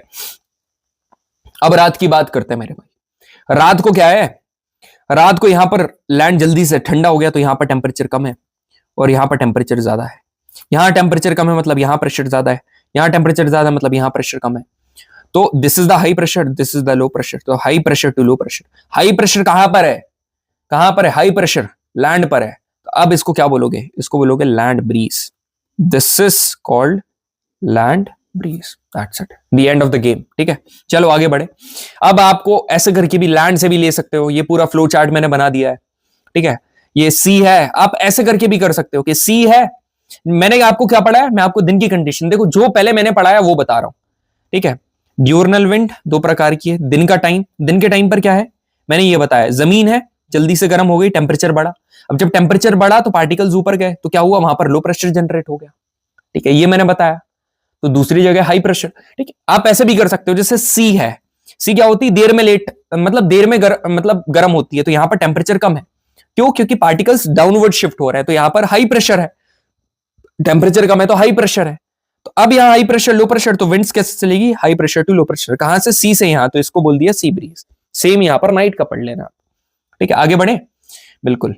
अब सुनो एक और बात बता रहा हूं, ठीक है। ये है माउंटेन, ठीक है, ठीक है, और ये है वैली, ठीक है, ये है सन, सन की रेज आ रही है, ठीक है। अब now listen to me carefully everyone, day के टाइम पर, ठीक है, डे के टाइम पर ये जो माउंटेन का जो स्लोप है, ठीक है, ये जो माउंटेन का स्लोप है, ठीक है, ये गर्म हो गया यार, ठीक है, इसका टेम्परेचर बढ़ गया।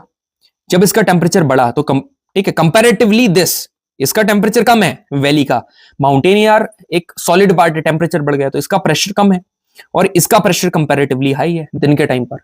तो अब जो विंड्स आप देख लो, हाई प्रेशर और ये लो प्रेशर विंड ऐसे चलेंगी, कहां से, वैली है ये, और ऊपर क्या है, ऊपर माउंटेन है, तो वैली टू माउंटेन, तो दिन के टाइम पर आप इसको क्या बोलोगे, इसको बोलोगे वैली ब्रीज, दैट्स इट। रात के टाइम पर उल्टा हो जाएगा, क्यों, क्योंकि यहां पर टेम्परेचर कम हो जाएगा, प्रेशर यहां ज्यादा हो जाएगा, और यहां पर टेम्परेचर ज्यादा हो जाएगा, प्रेशर कम हो जाएगा, तो जब वो ऐसी आएगी तो फिर आप उसको क्या बोलोगे, आप बोलोगे माउंटेन ब्रीज, ठीक है।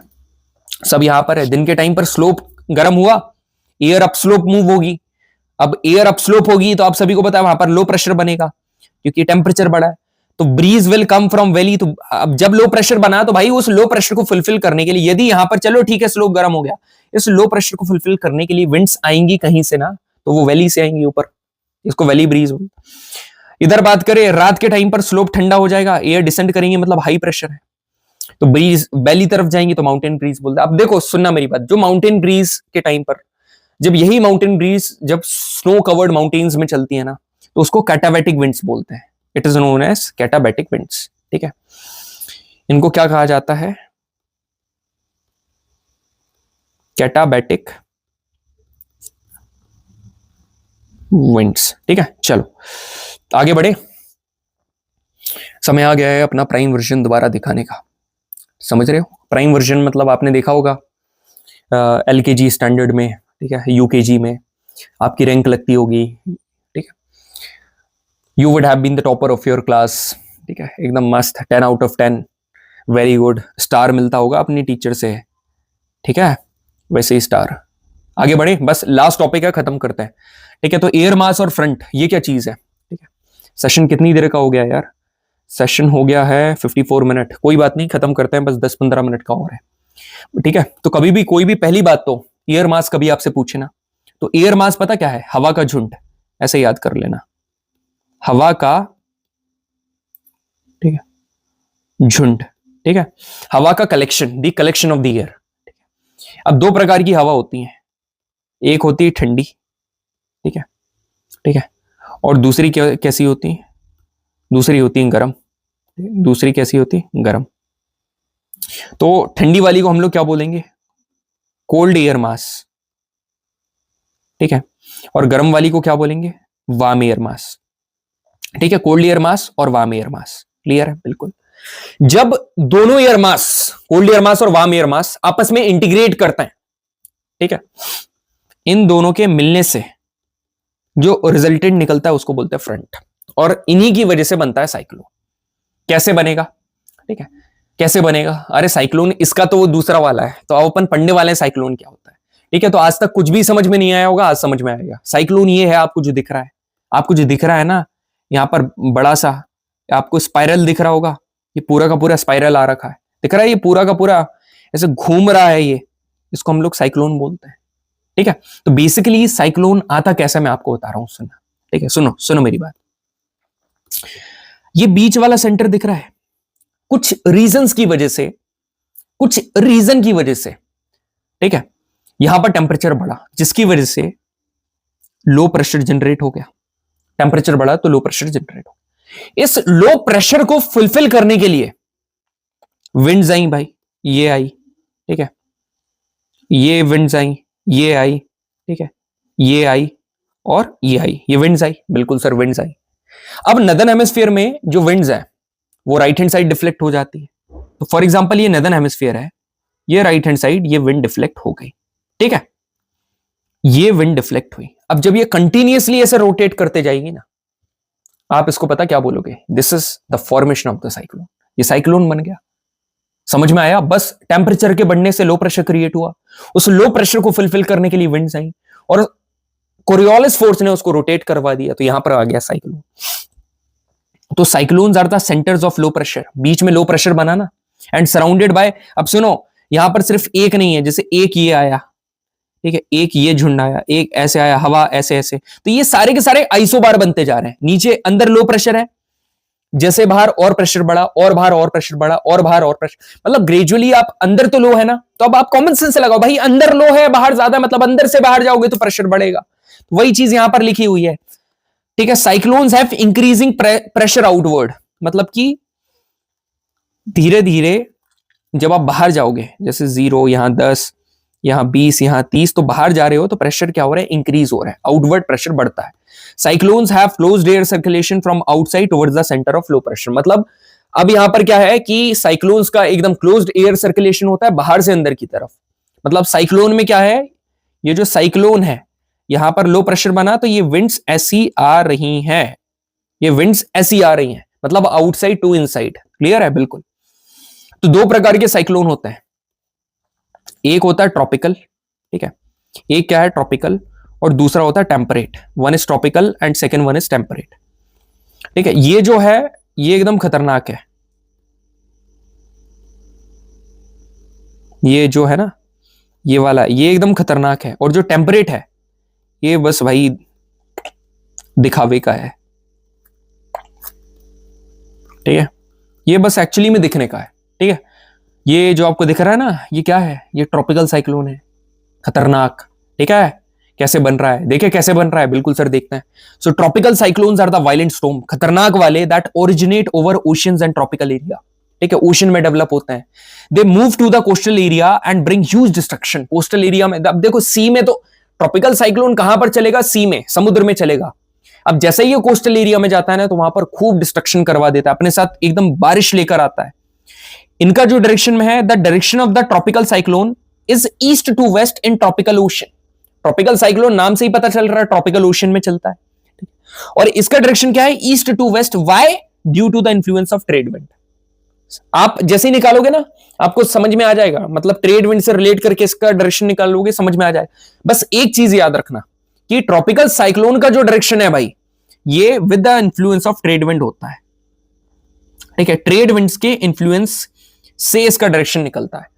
अब they rotate anti clockwise in the northern hemisphere and clockwise in the southern hemisphere. ये कैसे पता चला? अरे अभी शुरुआत में ही निकल के बताया था भाई, कैसे ये आया, ये विंड्स आई नॉर्दर्न हेमिस्फीयर में। नॉर्दर्न हेमिस्फीयर में कौन से hand side? Right hand side, तो यहां यहां यहां यहां, तो ऐसा बना। क्या है ये? What is this? This is anti clockwise, ठीक है, this is purely anti clockwise, ये तो प्योरली एंटी क्लॉकवाइज है ना। तो if it is anti clockwise, एक मिनट यार,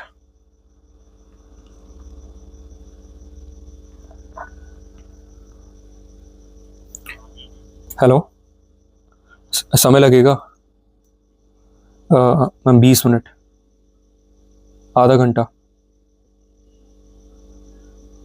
ठीक है। अब सुनो मेरी बात, यहां पर एंटी क्लॉकवाइज और नीचे क्लॉकवाइज सेम ऑपोजिट हो जाएगा, तो वही चीज यहां पर कहना चाह रहा था मैं। तो भाई ये डिफ्लेक्शन पता क्यों आ रहा है? कोरियोलिस फोर्स की वजह से। तो भाई इक्वेटर पे तो कोरियोलिस फोर्स है नहीं, hence there comes no cyclone at the equator. वही यार, इक्वेटर पे तो फिर साइक्लोन ही नहीं रहेगा, नहीं रहता है, नहीं रहता है, सही में नहीं रहता है। Most important names of tropical cyclone, ठीक है, ट्रॉपिकल साइक्लोन के कुछ नाम है। साइक्लोन इंडियन ओशन में कहा जाता है। अटलांटिक ओशन मतलब कि अमेरिका के साइड, तो अमेरिका में आपने देखा होगा सभी लोग बहुत जल्दबाजी करते हैं, बहुत जल्दी में होता है, मतलब हरी करते हैं, हरी मतलब हरिकेन्स। आपने देखा होगा चाइना में बड़े बड़े बिजनेस टाइकून होते हैं। टाइकून, बिजनेस टाइकून मतलब बिजनेसमैन, ठीक है। तो मतलब इसको यहाँ पर टाइफून कहा जाता है। वेस्टर्न ऑस्ट्रेलिया में मोस्ट ऑफ द प्लेयर्स आपने देखे होंगे कैट की तरह दिखते हैं। कैट को हिंदी में बोलते हैं बिल्ली, बिल्ली बोलते हैं, तो बिल्ली मतलब विली विलीस, तो यहां पर विली विलीस, ठीक है। तो अब देखो साइक्लोन आया कैसे, मैंने यदि आपको इसका बता दिया ना, आप लोग खुश हो जाओगे। साइक्लोन को बनने के लिए सिर्फ दो चीज चाहिए मेनली। पहला, एक लार्ज सी सरफेस, और दूसरा 27 डिग्री सेल्सियस से ज्यादा टेम्परेचर, ठीक है। सुन, एक ह्यूज लार्ज वाटर बॉडी और पानी का टेम्परेचर 27 डिग्री सेल्सियस से ज्यादा होना चाहिए। कैसे, देखो, जब टेम्परेचर ज्यादा हुआ तो ये जो हवाएं हैं इन्होंने ऊपर जाना चालू कर दिया, पार्टिकल्स इन्होंने ऊपर जाना चालू कर दिया, क्योंकि टेम्परेचर बढ़ा, पार्टिकल्स ऊपर जाते हैं। जब पार्टिकल्स ऊपर गए तो यहां पर क्या बना, लो प्रेशर। एकदम मेरी बात ध्यान से सुनना, ठीक है। क्या हुआ, बड़ा सा दो चीजें मिल गई भाई। पहली चीज क्या मिल गई, पहली चीज मिल गई सरफेस, दूसरी चीज क्या मिल गई, 27 डिग्री सेल्सियस से ज्यादा का टेम्परेचर। जब टेम्परेचर बढ़ा तो यहां पर क्या हुआ, प्रेशर कम हुआ, तो ये जो विंड्स हैं ये ऊपर जाने लगी, ठीक है। पार्टिकल्स हैं ये ऊपर जाने लगे, तो यहां पर क्या, लो प्रेशर क्रिएट हुआ। अब ये लो प्रेशर क्या हुआ, लो प्रेशर जब यहां पर बना, क्यों, क्योंकि पार्टिकल्स ऊपर जा, इस लो प्रेशर को फुलफिल करने के लिए यहां पर पार्टिकल्स आए, ठीक है। पार्टिकल्स आए यहां पर, पार्टिकल्स मतलब बेसिकली विंड, ठीक है। विंड आई, तो विंड यहां से आई, तो विंड यहां पर आ गई, तो बेसिकली हुआ क्या था, ऊपर बन रहा था हाई प्रेशर और नीचे बन रहा था लो प्रेशर। तो इस लो प्रेशर से ऊपर क्या हो रहा है, पार्टिकल्स ऊपर जा रहे हैं, समझ रहे हैं। लो प्रेशर से पार्टिकल ऊपर जा रहे हैं हाई प्रेशर में, ठीक है। तो यहां पर जब धीरे धीरे नीचे से ऊपर जा रहे हैं ना, नीचे से ऊपर जा रहे हैं कंटिन्यूअसली, जब तो ये साइकिल बार बार रिपीट होती है, तो यहां पर ऐसा एकदम सर्कल बन जाता है।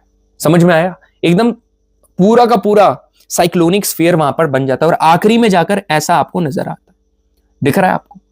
तो अब इसमें दो इंपॉर्टेंट पार्ट है। एक ये आपको दिख रहा है ना, ये जो दिख रहा है ये है आई, ये है आई, और ये जो आपको दिख रहा है ये है आई बॉल, ठीक है। ये है आई बॉल, ये है आई बॉल, और जो आपको यहां पर दिख रहा है ना ये है आई। दोनों में कंफ्यूजन पता क्या होता है, सुनना मेरी बात। आई जो है, ठीक है, ये क्लियर स्काई है, नो रेनफॉल। ये वाला जो आई वाला रीजन है यहां पर एकदम क्लियर स्काई होता है और कोई रेनफॉल नहीं होती है। मगर जो आई वॉल है ना, याद रखना, वॉल जहां पर है, यहां पर काफी स्ट्रॉन्गेस्ट विंड चलती है और काफी ज्यादा रेनफॉल देखने को मिलता है, ठीक है। तो वही ट्रॉपिकल साइक्लोन का जो भी है मैंने आपको बताया था, सेम ऐसा करके अपनी कॉपी में नोट डाउन बनाकर कर लेना। देखो पता है, आई जो है काफी काम रीजन है। Eye is surrounded by eye wall, eye is surrounded by eye wall. और ट्रॉपिकल साइक्लोन का जो डायमीटर है वो 1632 किलोमीटर है, ठीक है। समझ रहे हो, 16 से 32 किलोमीटर का इसका डायमीटर है। तो कितनी कंडीशंस रिक्वायर्ड है, पहली बात तो एक तो लार्ज सी सरफेस होना चाहिए, टेम्परेचर होना चाहिए 27 डिग्री सेल्सियस से, कोरियोलिस फोर्स होना चाहिए। सुनो, ये कंडीशंस रिक्वायर्ड, वो तो दो मैंने बस आपको बता दिया इनिशियल। कोरियोलिस फोर्स कैसे होना चाहिए यार, यदि कोरियोलिस फोर्स नहीं होगा ना तो इस लो प्रेशर में विंड्स आएंगी और इस लो प्रेशर को फुलफिल करके चली जाएंगी। कोरियोलिस फोर्स होगा तभी तो यहां पर मूवमेंट देखने को मिलेगा। अपर डाइवर्जन होना चाहिए, एयर का पहले से ही अपर डाइवर्जन, जो आपको यहां पर मैंने बताया ना, this is what, this is nothing but the upper divergence of the air, it should be there, ठीक है। Large and continuous supply of warm and moist air, ठीक है। कंटिन्यूअस मॉइस्चर इसको मिलता है। साइक्लोन को एनर्जी कहां से मिलती है भाई, साइक्लोन को एनर्जी कहां से, वहीं से उठाता है, और क्या, मॉइस्चर के फॉर्म में। दैट इज फ्रॉम, मतलब in the form of latent heat of condensation. आपने देखा होगा ऊपर क्लाउड सा बन रहा है, ये क्या हो रहा है, कंडेंसेशन हो रहा है, दैट्स इट, ठीक है। तो ये क्या होता है भाई, इसकी वजह से रेनफॉल ज्यादा होती है, जितनी भी मैनग्रोव्स मतलब पेड़ पौधे वहां पर है सब निकल जाते हैं। फिशरमैन, मछुआरे जो मतलब जो सी रूट होता है वहां पर ट्रेवल करके जाते हैं, ठीक है, मछली पकड़ने के लिए, वो उनकी लाइफ डेंजर में रहती है। जो कोरल रीफ्स हैं, जितनी भी कोरल रीफ्स, जो आपने ऑर्गेनिजम्स देखे होंगे, plants and organism, flora fauna, जो उसके नीचे रहते हैं, सी सरफेस के नीचे, उनको काफी डैमेज देखने को मिलता है। कोस्टल एरिया में डैमेज देखने को मिलता है, ठीक है। तो ये क्लियर है। अब बात करते हैं थके हुए टेम्परेट साइक्लोन के बारे में। भाई टेम्परेट साइक्लोन एक बहुत ही बड़ा लार्ज साइज का, ठीक है, बहुत बड़ा है ये। इसको एक्स्ट्रा ट्रॉपिकल साइक्लोन कहा जाता है, wave cyclone, mid latitude cyclone कहा जाता है। ये कहां पर बनता है, टेम्परेट जोन में। टेम्परेट जोन मतलब 35 से 65 डिग्री के जो रीजन में ये बनता है दोनों हेमिस्फीयर में।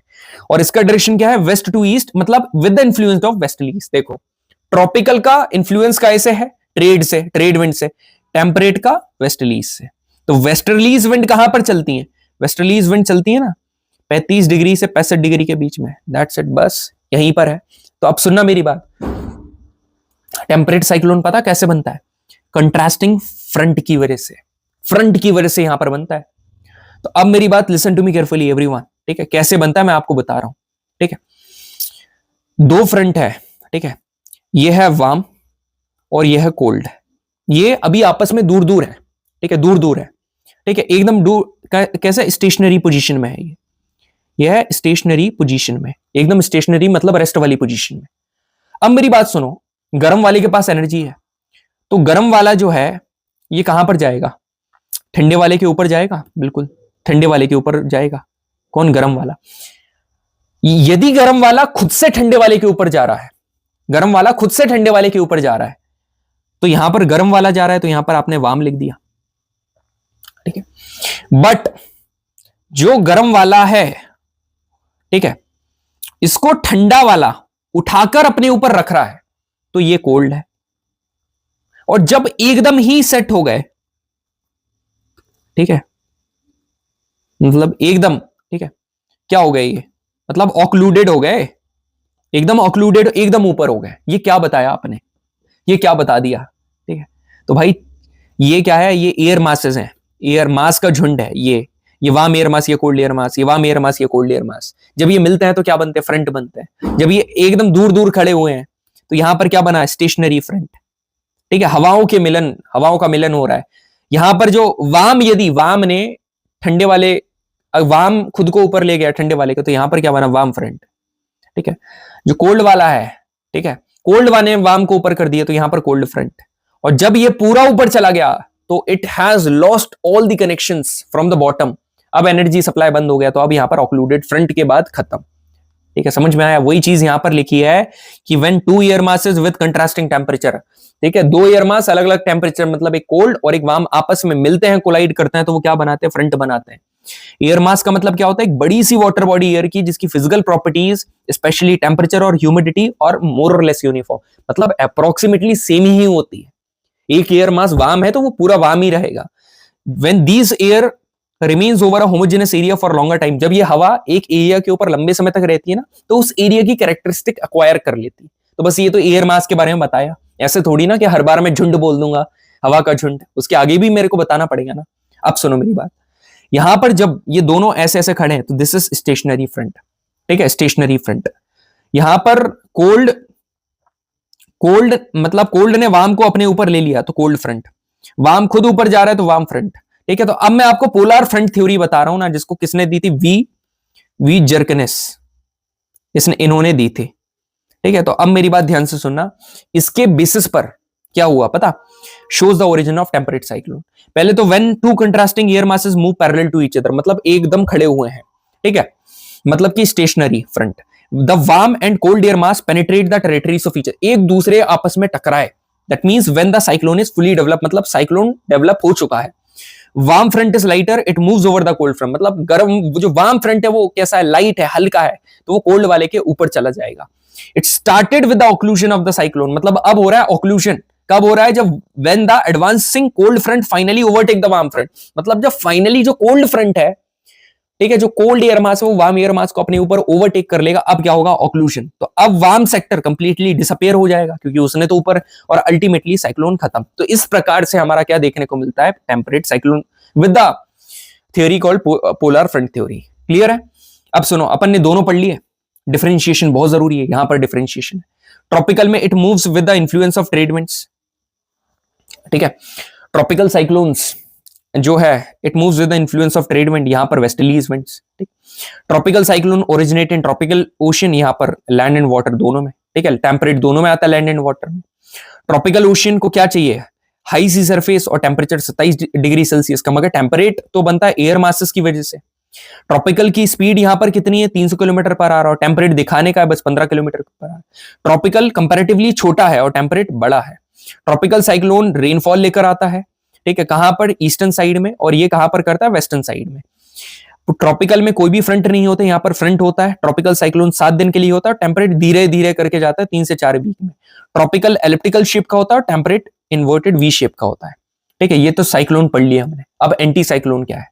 अरे भाई, जैसे आपने साइक्लोन में पढ़ा ना, विंड्स आ रही थी, ठीक है, एंटी साइक्लोन में जाती हैं, बस। ठीक है, कुछ भी नहीं करना है। ठीक है, साइक्लोन में आपने क्या देखा था? यहां पर क्या था? लो प्रेशर, विंड आ रही थी। ठीक है, एंटी साइक्लोन में आप पता क्या देखोगे? एंटी साइक्लोन में आप देखोगे हाई प्रेशर। ठीक है, विंड्स जाएंगी। ठीक है, ये विंड्स जा रही हैं, तो low pressure at the outer margin and high pressure at the centre. तो हाई टू लो आएगा, मतलब अंदर से बाहर, मतलब surrounded by closed isobar. Pressure decreases from centre to outward, मतलब जैसे सेंटर से बाहर जाओगे तो प्रेशर क्या होगा? डिक्रीज होगा। क्यों? क्योंकि सेंटर में तो हाई है ना। तो विंड कैसे ब्लो करेंगी? From centre to outward. इसका डायरेक्शन एंटी क्लॉकवाइज है सदर्न हेमिस्फीयर में, और क्लॉकवाइज नॉर्दर्न हेमिस्फीयर। यार देखो, डायरेक्शन तो सेम ही होगा, जो साइक्लोन का है वही एंटी साइक्लोन का है। It is more common in सब ट्रॉपिकल बेल्ट में, काफी ज्यादा कॉमन है। इसको क्या कहा जाता है? It is also called weatherless phenomena and it is absent in equator. क्यों इक्वेटर में एब्सेंट है? जैसे साइक्लोन एब्सेंट है, ये भी एब्सेंट है। अरे भाई, सराउंडिंग तो इसको भी चाहिए ना, ये भी एब्सेंट है। क्लियर? बढ़िया। तो इतना हमने पढ़ लिया भाई। लास्ट में यहां पर देख लो, ठीक है, सुनना मेरी बात ध्यान से। ये आपको जो दिख रहा है, ये थंडरस्टॉर्म, ये डस्टस्टॉर्म और ये टॉर्नेडो। ठीक है, तो थंडरस्टॉर्म पता क्या होता है? सुनना मेरी बात। लोकल स्टॉर्म, जब मॉइस्चर वाले दिन रहते हैं, नमी वाले, ये किसकी वजह से आता है? इंटेंस कन्वेक्टिव सेल्स की वजह से। बिजली कड़क रही है, लाइटनिंग हो रही है, तो क्या हो रहा है? देखो, उसको बता रहा हूं कि ये होता क्या है, ये तो मैंने बता दी, मगर कैसे हो रहा है ये बता रहा हूं। देखो, गर्म हवा नीचे से ऊपर जा रही है। ठीक है, नीचे से ऊपर एकदम अपड्राफ्ट हो रहा है, तो यहां पर क्या लिखा? Updraft of rising warm air. गर्म हवा जब नीचे से ऊपर जाती है ना, तो ऊपर क्या बन जाता है? Cumulonimbus cloud. क्या बन रहा है? क्यूमुलोनिम्बस क्लाउड, जिसकी वजह से बहुत ज्यादा बारिश देखने को मिलती है। ठीक है, इसी को थंडरस्टॉर्म बोलते हैं। अब ये यदि जो क्लाउड्स है ना, एक हाइट के ऊपर चले जाएं, मतलब हाइट के बढ़ने से टेम्परेचर कम है, तो वो क्या बन जाएंगे? तो जब वो नीचे गिरेंगे, टेम्परेचर कम हुआ, तो वो बारिश किसके फॉर्म में होगी? ओलो के फॉर्म में। ओले तो हेल्स गिरता ना, तो उसको बोलते हैं हेलस्टॉर्म। अब यदि इनसफिशिएंट मॉइस्चर है, ठीक है, यदि उसको सफिशिएंट मॉइस्चर नहीं मिला, तो वो क्या बनेगा? Dust storm. क्लियर है? अब सुनना, अब यदि इफ स्पाइरल, यदि यहां पर ऐसे स्पाइरल बनता है ना, तो ये जो विंड्स है, ये क्या करती है? डिसेंड करती है, नीचे आने लगती है भाई। विंड क्या करती है? डिसेंड करती है। तो जब विंड डिसेंड करती है, तो टॉर्नेडो में डिसेंड करती है, इसको बोलते हैं टॉर्नेडो। एक फनल शेप का होता है। ठीक है, छोटा है मगर बहुत डेवास्टेटिंग है। ठीक है, बहुत ज्यादा। सबसे खतरनाक यदि तुम पूछोगे ना कि ट्रॉपिकल साइक्लोन है, टेम्परेट है, या फिर टॉर्नेडो है, ठीक है, टॉर्नेडो सबसे खतरनाक है। स्मॉल है बट डेवास्टेटिंग। एक टाइप है, नहीं यार टाइप नहीं है, हटा लो। ठीक है, अब सुनो, यहां पर सुनो, इसकी विंड की स्पीड कितनी होती है? 320 किलोमीटर पर आवर से ज्यादा। जब ये वाटर बॉडी में पास करता है, तो उसको वाटर स्प्राउट बोलते हैं। क्लियर है? बढ़िया। तो यहां पर देख लो आप यार। ठीक है, ब्लैक वाली मैथ्स 2.5 नंबर, व्हाइट वाली जीएटी 4 नंबर, और एसएसबी तो आपको पता ही है। ये ज्ञान तो बचपन में ही मिल गया था। ठीक है, समझ में आ रहा है? चलो बढ़िया। So this is the end of the session जनाब। ठीक है, कुछ क्वेश्चन कर लेते हैं यार। चलो देख लो कुछ question. The diameter of the temperate cyclone. Temperate cyclone का जो डायमीटर है वो बड़ा होता है यार, bigger than those of tropical cyclone. Option number C. A sudden fall of mercury in barometer. अब बैरोमीटर है भाई, बैरोमीटर क्या बताता है? प्रेशर बताता है। तो बैरोमीटर सुनना, जो बैरोमीटर है, बैरोमीटर में फॉल आया है, इसका मतलब क्या हुआ? प्रेशर कम हुआ। इस प्रेशर को कम करने के लिए विंड्स आएंगी, विंड्स आई, ये आई, तो भाई खतरनाक वेदर हो जाएगा ना, स्टोर्मी वेदर। यही रीजन है। विच of the following would you generally associate with tornado? भाई देखो, यूएसए में एक जगह है टॉर्नेडो एलई करके, एलई। ठीक है, काफी एसोसिएटेड है टॉर्नेडो से यूएसए। अरे ये क्वेश्चन भी आ गया टॉर्नेडो एली से। तो which of the following region of USA is known as tornado alley? मतलब किस रीजन को टॉर्नेडो एली कहा जाता है? Mississippi plain. ठीक है, मिसिसिपी प्लेन है, इनको टॉर्नेडो एली कहा जाता है। बहुत इंपॉर्टेंट क्वेश्चन है। टॉर्नेडोस की इंटेंसिटी को मेजर करने के लिए फुजीटा स्केल का यूज करते हैं, और हरिकेन्स की इंटेंसिटी के लिए सैफिर सैम्पसन का यूज करते हैं। Which of the following area is more susceptible to typhoon cyclone? तो टाइफून मैंने बताया था, business tycoon, China sea. Hurricane का जो डैमेज हुआ है उसको मेजर करने के लिए, तो हरिकेन, हरी, तो सैफिर सिम्पसन स्केल, अभी मैंने थोड़ी देर पहले बताया। As a result of global warming the frequency and severity of which of the following are increasing? Global warming की वजह से टेम्परेचर बढ़ रहा है अर्थ के ऊपर, तो यार साइक्लोन भी आएगा, हरिकेन भी आएगा, स्टॉर्म भी आएगा, ऑल ऑफ दीज सभी आएंगे भाई। ये क्वेश्चन क्या प्यारा क्वेश्चन है भाई, ठीक है। ये वाला देखो आप, सवाल तो ये है, ठीक है। यहां पर क्या लिखा हुआ है? मूविंग अवे फ्रॉम द सी से जब दूर जाते हैं, force of tropical cyclone decreases. Tropical cyclone का जो फोर्स है वो कम होता है, बिल्कुल सही बात है। सी से दूर जाओगे मॉइस्चर कम होगा। यहां पर क्या लिखा है? Tropical cyclone gets its energy from release of latent heat on account of condensation of moisture. बिल्कुल सही बात है यार। ट्रॉपिकल साइक्लोन को एनर्जी कहां से मिलती है? Latent heat of condensation of moisture से, जो कि विंड गैदर करती है ओशन से। जब यदि आप ओशन से उसको दूर लेकर जाओगे तो ये तो डिक्रीज हो जाएगा ना। तो दोनों सही है, स्टेटमेंट नंबर 1 भी सही है, 2 भी सही है, and second is the correct explanation. क्या प्यारा क्वेश्चन था, ठीक है यार। ट्रॉपिकल साइक्लोन है, एनर्जी कहां से मिल रही है? Latent heat of condensation, properly moisture क्या हो रहा है? सप्लाई हो रहा है, सप्लाई हो रहा है, सप्लाई हो रहा है, वो चेन चलते जा रही है। जब वही हट जाएगा तो फिर कैसे होगा? यहां पर क्या लिखा है? In the south Atlantic and south eastern Pacific region in tropical latitude, ठीक है। ट्रॉपिकल लैटिट्यूड में साइक्लोन ओरिजिनेट नहीं होता है, मतलब ट्रॉपिकल लैटिट्यूड में ये जो रीजन है ना, साउथ अटलांटिक और साउथ, भाई पहली बात तो एक बात बताऊं, एक रीजन पता क्या है? यहां पर बात चल रही है ट्रॉपिकल साइक्लोन की, और ट्रॉपिकल रीजन मतलब कि, ठीक है, ट्रॉपिकल मतलब कि ये इक्वेटोरियल है और ये जो है ये ट्रॉपिकल है। तो ट्रॉपिकल पर आईटीसीजेड थोड़ी ना रहता है। तो inter tropical convergence zone seldom occur, तो सेल्डम मतलब ना के बराबर होता है। तो option number B is correct. Clear? यहां पर क्या लिखा था? Surface winds spiral inwards upon the centre of cyclone, मतलब कि जो विंड्स हैं वो इनवर्ड आती हैं साइक्लोन में, एंटी साइक्लोन में बाहर आती। बिल्कुल सही बात है, पहला असर्शन सही है। Air descend eight the centre of the cyclone, air descend करते भाई साइक्लोन में तो ऐसी उठती है यार, एसेंड करती, डिसेंड कब से करने लगी? A is true, R is false, ठीक है। यहां पर क्या लिखा? Jet streams occur in northern hemisphere only, तो जेट स्ट्रीम सिर्फ नदर्न हेमिस्फीयर में होती है क्या? नहीं भाई, सदर्न हेमिस्फीयर में भी होती है, सिर्फ नदर्न हेमिस्फीयर में नहीं होती। Only some cyclone develop eye, बिल्कुल यार, कुछ ही साइक्लोन है जो कि आई डेवलप करते हैं, ठीक है यार। पहली वाला गलत है भाई, पहला वाला गलत है। पहला वाला गलत पता क्यों है? पहला वाला गलत इसलिए है क्योंकि जेट स्ट्रीम सिर्फ नदर्न हेमिस्फीयर में नहीं होती, सदर्न में भी होती है। Only some cyclone develop eye, बिल्कुल कुछ ही साइक्लोन आई डेवलप करते हैं।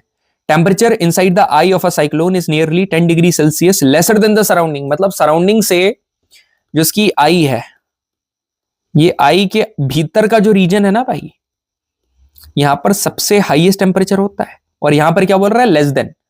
थर्ड वाला तो गलत है ना, थर्ड वाला तो गलत है, तो ये लेस देन बोल रहा है, तो only 2 is correct, option number C is correct. This is the end of the session, ठीक है। कैसा लगा सेशन मेरे को बताइएगा। थैंक यू वेरी मच, जय हिंद।